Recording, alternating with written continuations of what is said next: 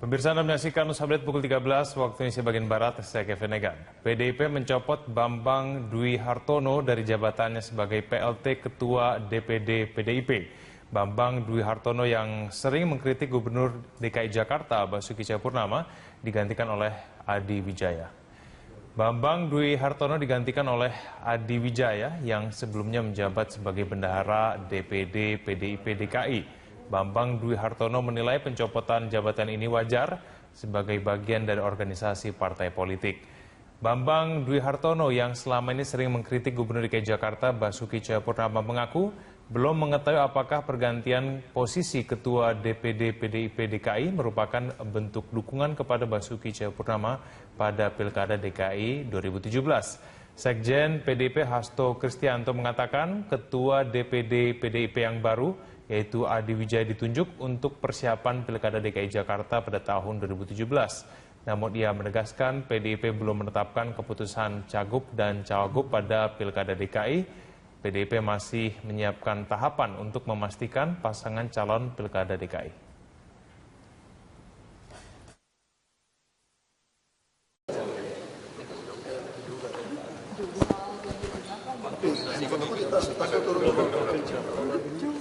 Ganjil genap kan baru ini, maka tadi saya bilang kalau bisa nggak usah tilang yang merah ya, kalau merah kan mesti bawa ke persidangan. Kita lagi minta kalau bisa langsung tilang biru saja, sehingga orang yang dapat tilang ini bisa langsung membayar dendanya di bank, udah nggak usah ke pengadilan. Kalau tilang biru bukannya begitu kan nanti bisa ada tugas yang Ya bisa dong, kan langsung nyetor ya. Kan ada bukti tilang ya, dikeluarin buku kan ada siri. Pak, koordinasi di lapangan seperti apa, Pak?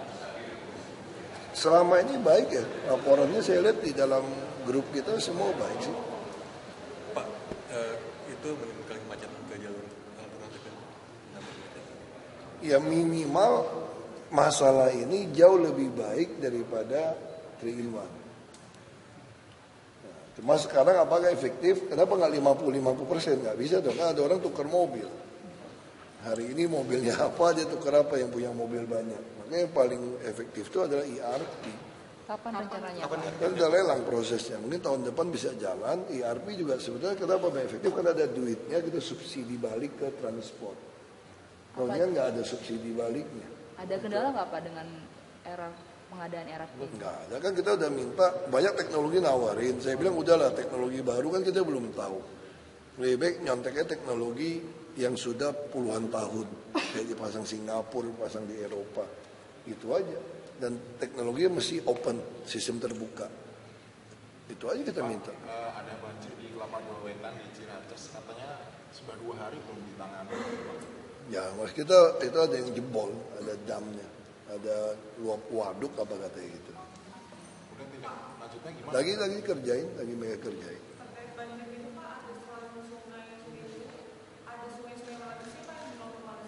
Kerukut yang paling masalah.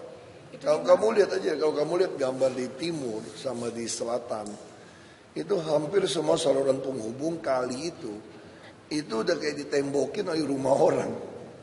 Dan lebarnya bukan cuma dari 20 meter ke 5 meter, ada yang 1,5 meter. Makanya yang kita bingung kadang-kadang ada sertifikat lagi. Orang udah jelas kali kerukut kok, kali kerukut itu panjangnya 33 km lebih. Kok bisa gitu. Nah itu yang saya bilang kalau hujan segala macam, yang daerah itu masih bisa. Kalau nggak ada dam yang jebol, ya pasti turun. Tindakannya belum. Prioritas itu bangun rusun. Tapi Pak, Lurah Bangka bilang pengen perbaiki tembok di pinggiran-pinggiran itu, tembok yang warganya itu Pak Malah pengen diperbaiki katanya. Ya mau nggak mau kita harus itu. Kalau dia nggak mau jual, kita akan sarankan sama mereka. Kamu kan udah dudukin di atas sungai nih. Jadi kan sungai airnya lagi tinggi, udah setinggi tembok kamu. Tembok kamu nggak bisa cuma tembok bata merah biasa. Masih jebol. Pak, tapi Pemprov bisa ambil alih nggak sih Pak? Ini kan untuk kepentingan bersama juga Pak. Nah itu yang saya bilang kan. Saya ngambil alih yang tanah negara lu mau gugat gua, pakai sertifikat hak milik. Ya kan, nah kita mesti cari pembenaran hukumnya, lagi pelajari. 1,5 triliun Pak mau dikeluarkan untuk pembebasan lahan. kita mau beli ini, sebenarnya orang mau bangun apartemen, ada tanah 2 hektar itu, persis di samping Kali Kerukut. Cuma waktu itu dia paksanya mahal banget, kalau di atas harga pasar saya nggak berani.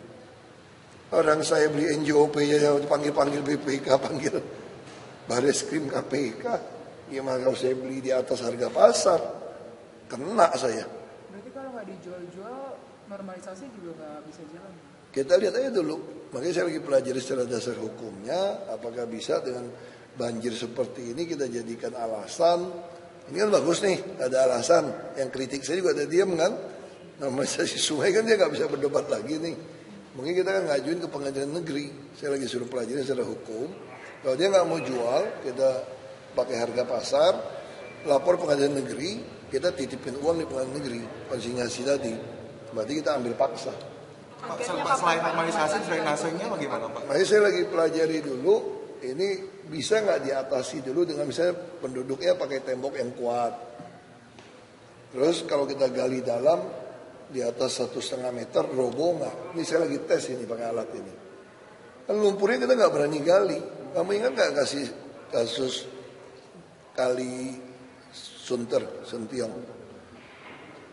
Aku kan nggak ngerti kan dulu kan. Aku pikir orang pasang seat pile semua itu sampai ke bawah. Aku kirim alat berat, dalamin, roboh 50 meter. Berarti kesimpulannya apa? Mungkin dulu seat pile-nya itu tanda kutip ada masalah. Nggak sampai di dalam, makanya mereka tuh nggak pernah berani gali. Kita jujur aja, sebelum kami masuk ada nggak orang gali-gali kali sungai? Nggak ada. Jadi lumpur dibiarkan hampir setinggi sungai, itu sebetulnya itu buat nutupin seat pile yang lemah sebetulnya.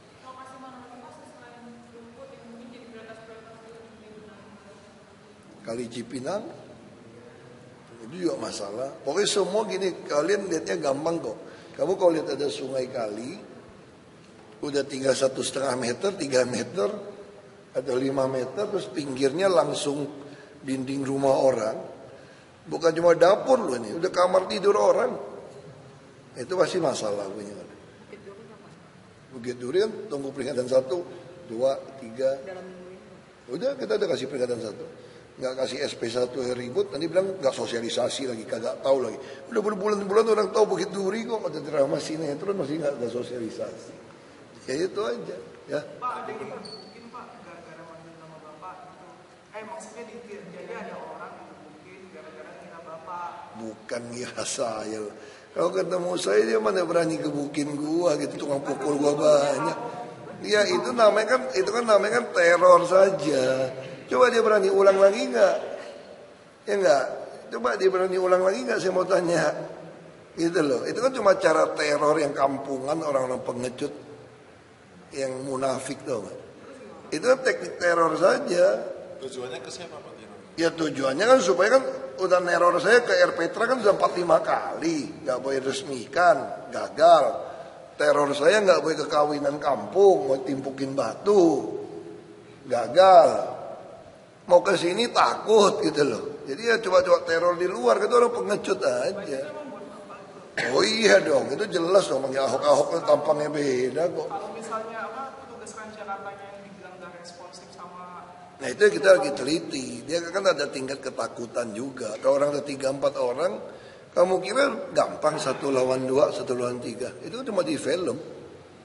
Kalau udah berantem lawan 1 lawan 3 itu susah juga loh. Jadi kamu pakai alat, dia nggak pakai alat ya. Itu cuma di film. 1 lawan 1 aja kalau sama-sama ada ilmu susah berantemnya. Lo kira gampang berantem 1 lawan 1. Film doang yang gampang. Ya kan orang juga mikir gitu loh. Tapi nggak apa-apa, kayak gitu juga biasa. Dia juga nggak berani terusin, dia terusin pasti kita tangkap. Pengecut aja itu orang. Biasa orang pengecut. Ya. Pak, minta tanggapan soal Ketua DPD PDIP yang baru Pak, Adi Wijaya ganti Bambang Deha. Nggak tahu, itu urusan PDIP kamu tanya, saya nggak tahu. Pak, katanya Habibur Rahman mau datang sebentar jam 2 ke Balai Kota. Nggak tahu saya. Semua orang Balai Kota tiap pagi orang udah datang kok. Nggak ada Bang Awo itu semua orang datang. Katanya soal MK Pak. Saya nggak tahu. Bebas aja kamu datang ngapain ke sini? Ya, datang bebas aja kok gitu. Lu taruh suratnya nanti. Ya, masih jalan. Teman-temannya mau ngapain gitu. Diterima kan? Kan Rabu udah dipanggil MK. Rabu ini. Iya Rabu ini. Iya Rabu. Itu buat Besok apa, Pak? sidang kedua. Jam berapa, Pak? Pengacara lagi Pak? Jam 9 ya kalau nggak salah besok ya. Saya lupa. Bukan jam 9 bukan. Jam 2 habis makan siang nggak salah. Itu untuk apa, Pak? Kan udah masukin lagi kan dia suruh perbaikan kemarin. Nah, sekarang saya mesti bacain lagi nih. Yang dielaborasi apa saya bacain lagi. Aku mesti ada acara di luar. Aku mesti Apa jalan. aja Pak poin-poinnya Pak?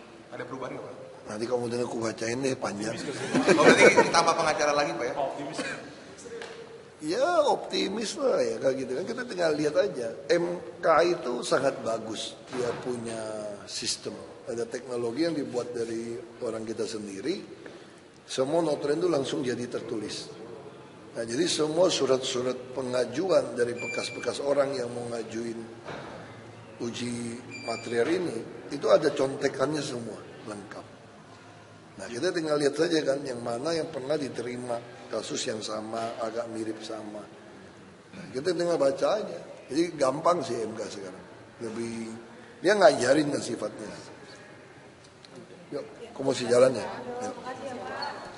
Sweet. Yuk.